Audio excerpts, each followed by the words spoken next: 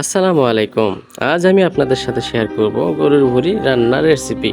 তো বাজার থেকে 1 কেজি পরিমাণ গরুর ভুঁড়ি কিনে নিয়ে এসেছি। তো সেগুলো এখন আমরা সিদ্ধ করব।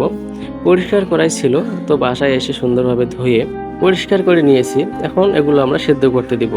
তো সিদ্ধ করতে দিয়েছি এখানে হলুদ এবং লবণ দিয়ে। এগুলো সুন্দরভাবে সিদ্ধ হওয়ার পর তারপর বাকি কাজটা আমরা করব। তো এখন সিদ্ধ করতে দিয়েছি, দেখতেই পাচ্ছেন সুন্দরভাবে এগুলো লালচে কালার আসছে, হলুদ হলুদ ভাব। তো এগুলো সিদ্ধ হওয়ার পর আমরা এগুলো নামিয়ে নিব। এখন আমরা নামিয়ে নিয়ে এগুলো ছোট ছোট সাইজ করে কেটে নিব। ছোট ছোট সাইজে কাটতে হয়, ভুঁড়ি কখনো বড় বড় রাখতে হয় না। সবগুলো ছোট ছোট সাইজে কেটে নিতে হবে। তো আমাদের কাটাকুটি শেষ হলেই আমরা রান্না শুরু করে দিব। প্রিয় বন্ধুরা, ভিডিওটি স্কিপ না করে পুরো ভিডিওটা দেখার জন্য অনুরোধ করছি। আমাদের রান্না করা শুরুর আগে যতটুকু আমরা ভুঁড়ি নিয়ে এসেছিলাম, দেখুন 1 কেজি পরিমাণ ভুঁড়ি আনার পর আমাদের এতটুকু টিকছে। তো এখন আমরা রান্না করব। রান্না করার জন্য যা যা প্রয়োজন, প্রথমে পেঁয়াজ দিয়ে রান্না শুরু করলাম। তো আমরা কিছু আলু এখানে দেব। তা আমরা সমস্ত মশলা আগেই বেটে নিয়েছিলাম।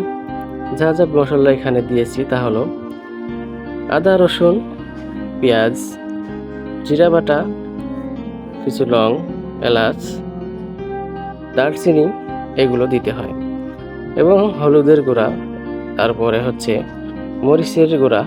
আমরা মরিচের গুঁড়োটা বেশি দিব, কারণ ঝাল ঝাল করে রান্না করে নেব। কেননা গরুর ভুঁড়ি ভুনা পরোটা দিয়ে, তন্দুরি রুটি দিয়ে এবং ভাত দিয়ে খেতে অনেক ভালো লাগে। তো প্রিয় বন্ধুরা, আমাদের সমস্ত মশলা হয়ে যাওয়ার পর সিদ্ধ করা কেটে নেওয়া ভুঁড়িগুলো এখন এখানে দিয়ে দিব।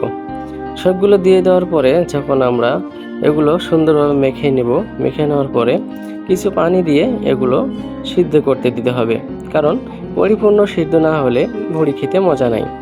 এইভাবে আগে সমস্ত মশলা দিয়ে কষিয়ে নিতে হবে। সুন্দরভাবে কষিয়ে নেওয়ার পর এখানে পানি দিয়ে বলক আসলে তারপরে আমরা এটা আলু দিয়ে দেব। আলু দিয়ে তারপরে দেখুন সুন্দর দেখা যাচ্ছে।